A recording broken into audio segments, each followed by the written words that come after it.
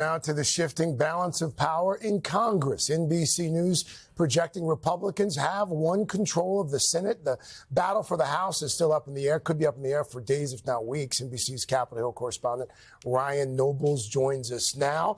Let's start in the upper chamber. Republicans, not much of a surprise here. The projection was that Republicans would take over the Senate. They're +2 right now. Yeah, I think this probably was the least surprising of all the developments that happened overnight.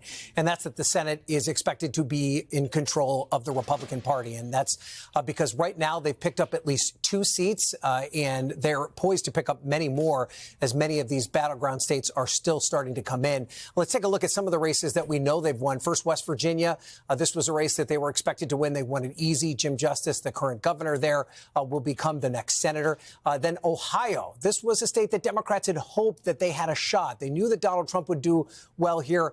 He did even better than what was expected, and he brought Bernie Moreno along with him, so they will win in Ohio. And then Montana, this is a state that we have yet to call this race, but it is looking increasingly like the Republicans will win this one as well. And that means John Tester, the long-term incumbent in Montana, is likely to lose this race. Although we have yet to call it, it does look like it's headed in that direction. That would give them 3 additional seats, but there are still races that need to be called in Wisconsin. We still haven't called the race in Pennsylvania, also the race in Nevada and Arizona. So there's a lot more to go there. And then, of course, in the House of Representatives, that is still up in the air right now. The balance of power, we still have about 60 or so races that have yet to be called. Right now, Republicans have a net gain of 3 seats. I caution that you shouldn't read too much into that because there are a number of seats that could go one way or the other that could lead to this balance of power shifting.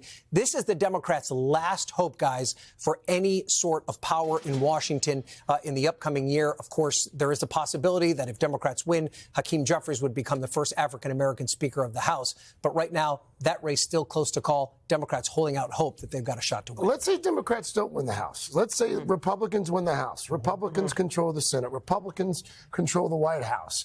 What does that look like?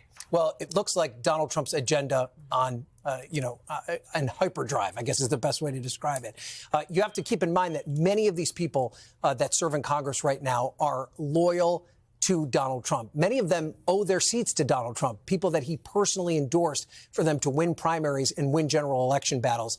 He played a very big role, in particular, in the recruitment of many of the Senate candidates that are now going to be taking office for the first time. And he has a number of allies in the House of Representatives who have been very supportive of him. Just to give you an indication of how much influence Donald Trump could have in Congress, Mike Johnson, who's the current speaker, hoping to hold on to that job, had a party planned in Shreveport, Louisiana today, where he's from.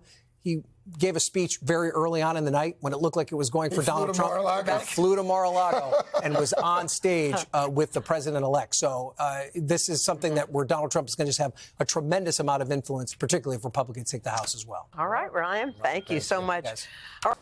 Hey, thanks for watching. Don't miss the Today Show every weekday at 11 a.m. Eastern, 8 Pacific on our streaming channel, Today All Day.